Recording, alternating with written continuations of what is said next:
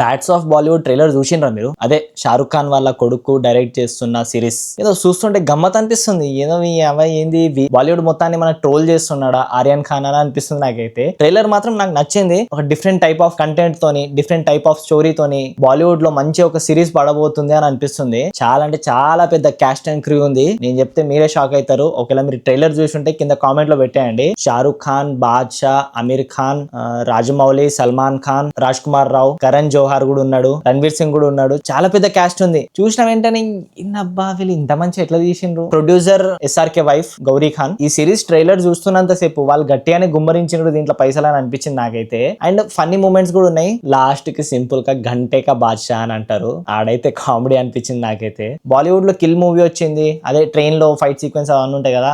ఆ హీరో రాఘవ్ జోయల్ అని ఉంటాడు. ఆయన సైడ్ క్యారెక్టర్ లెక్క. వాడు హీరో అవుదాం అని చెప్పి బాలీవుడ్ ఫిలిం ఇండస్ట్రీకి పోతాడు. వాడు హీరో అయిన తర్వాత అసలు స్టోరీ ఏంది అనేది ఈ ట్రైలర్ లో కరెక్ట్ గా తెలుస్తుంది. సెప్టెంబర్ 18th నెట్ఫ్లిక్స్ లో స్ట్రీమింగ్ అవుతుంది. సో స్ట్రీమింగ్ అయిన వెంటనే నేను మీకు రివ్యూ ఇచ్చేస్తా. చాలా డిఫరెంట్ కాన్సెప్ట్ తో వచ్చిండని అనిపిస్తుంది. ఇంత పెద్ద కాస్టింగ్ క్రూ ని తీసుకొచ్చిండు అంటే అది ఎవరి వల్ల సాధ్యం కాదు, ఒక్క షారుఖ్ ఖాన్ కొడుకు తప్ప.